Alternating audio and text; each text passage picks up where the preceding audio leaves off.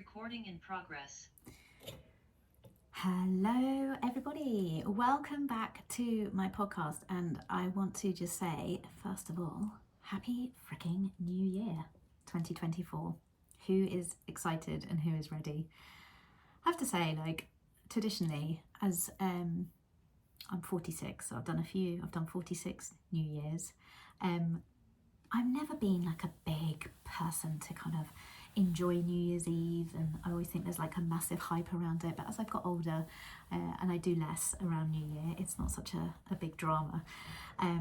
But this year I got together with a friend of mine and her husband, and we had a really nice time at our house. So first of all, congrats on getting through the whole of 2023. How was it for you? I've had a lot of people say that 2023 felt a little bit weird, and I think I tend to agree. It's almost like we've just had such a turmoil of emotions and weirdness in the last 3 years, 4 years, 3 years really, that I think it's just adjusting back to everything that's happened. And there's so much going on in the world, and we're privy to so much access to so many bloody things that I don't know, I just feel like there's always something. And so I want to just, let's start 2024, the first podcast of 2024. Let's just take a breath. So I want you to just take a really big breath in through your nose and out through your mouth. And breathing is such a fantastic way to regulate your nervous system. So if you're feeling a little bit anxious or on edge, always go back to the breath. It's such a good free tip. So I want you to just start this podcast, start this year with a nice big breath. So often what happens when we start a new year is that and actually I would say running a business, you should be doing this quarterly anyway, but I know that at the beginning of a new year everybody's like super excited, and quite rightly so, and that excitement, you journal what you want, you write down your goals, you put in, what's going to happen this year, and it gets filled with all these amazing grand plans for your business. And then there's this thing, the P word. The P word comes along and it spoils our fun. Now, I have a few P words that I'm going to talk about today. In fact, there are the 5 Ps. The 5 Ps that can keep you stuck in your business. And the first one is P for procrastination. Procrastination. You know, that thing that you want to do and then you put it off for whatever reason. And I often think, when working with a lot of my clients, is that procrastination and perfection are kind of wrapped up in the same outfit. Perfection is the dress, procrastination is the coat.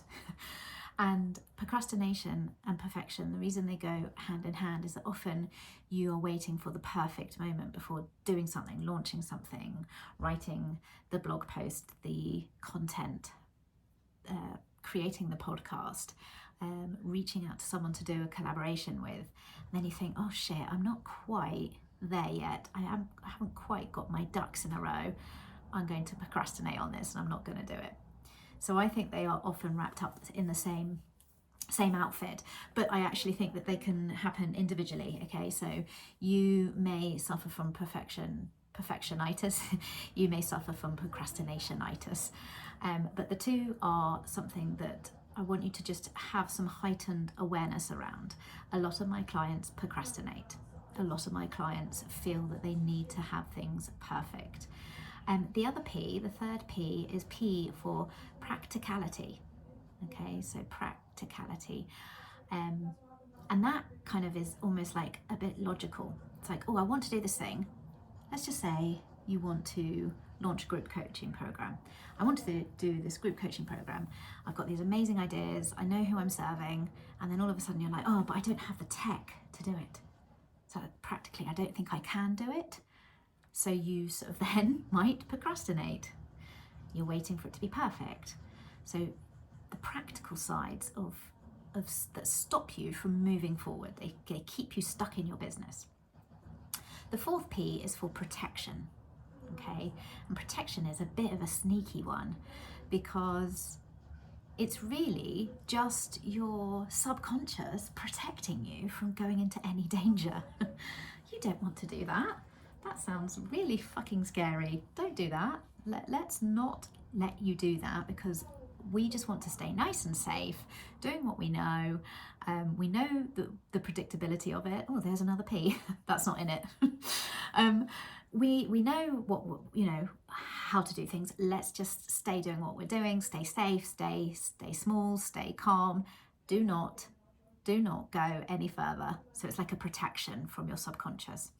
And then the final P, which is kind of the ultimatum of all of these P's, is postponement. You are postponing moving forward in your business. So I want you to just have a little think. What P resonates with you the most? And these little buggers that get inside your head, yeah? And you may think, oh, do you know what? It's fine. It's only the beginning of January. I don't mind at all. You might just think, fuck it, I'm just gonna go and grab some chocolates and binge Netflix, because that's what I've been doing for the last couple of weeks.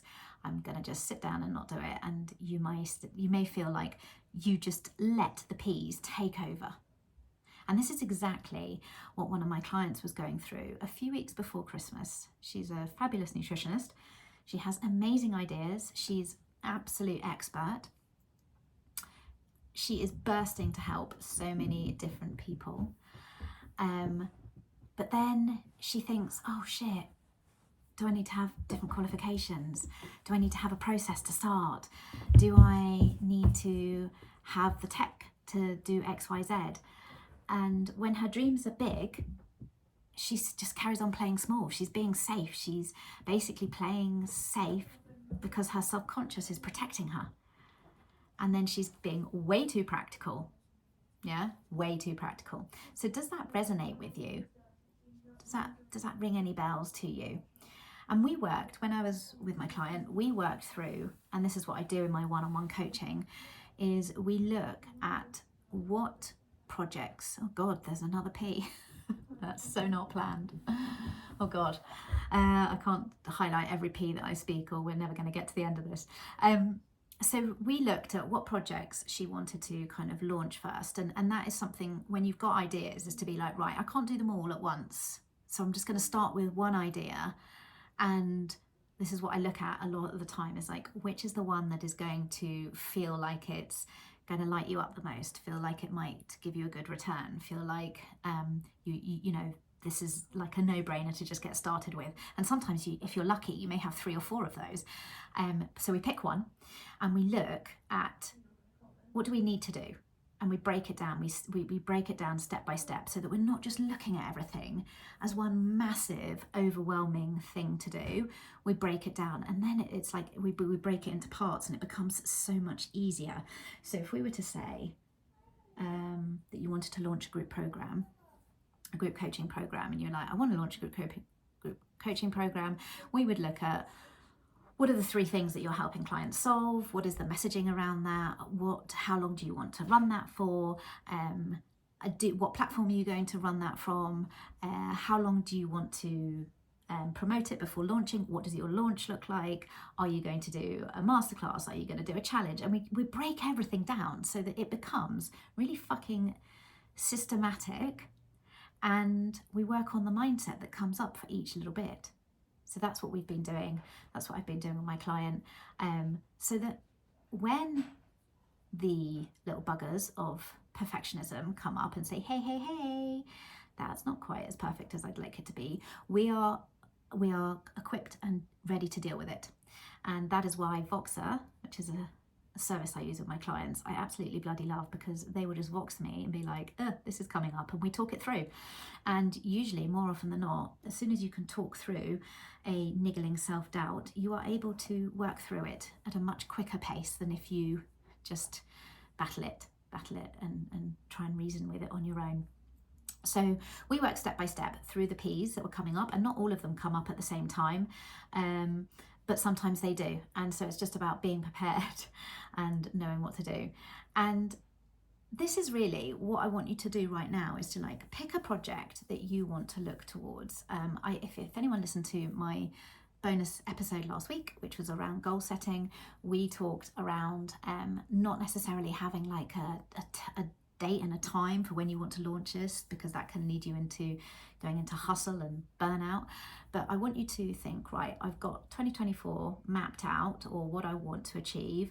I want you to think of a project that you want to do, and I want you to start kind of looking at it in parts, breaking it down. What do you need to do, so that when those creepy, niggling, annoying self-doubt come up, it's not the whole thing, and you can work on it much easier. And of course, if you need help with this, if this is something that you think, I get it, I understand the concept of what you're saying, but I still suffer with the idea of the process of how I'm going to do something, or how do I break down a goal into action points so that I can strategically map it out. Or you may think I've kind of strategically got it in place, but actually my mindset is stopping me.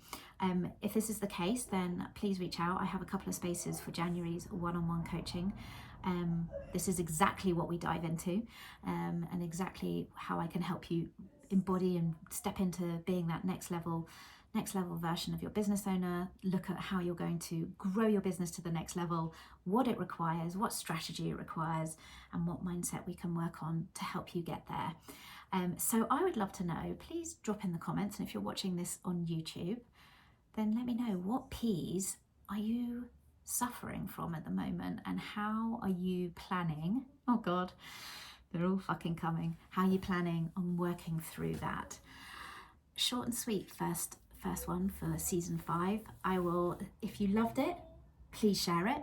If you liked it, please give me a little thumbs up and please like it. And if you really fucking liked it and want people to know about me more, which of course I would be very appreciative if you did, please can you review it? I would love a review. The more reviews that I can get on my podcast, the more people discover me. Thank you so much. It has been an absolute pleasure. Come into my DMs if you want any help with this. My Instagram is mills_gray, Gray. Happy New Year, everybody, and see you on the other side.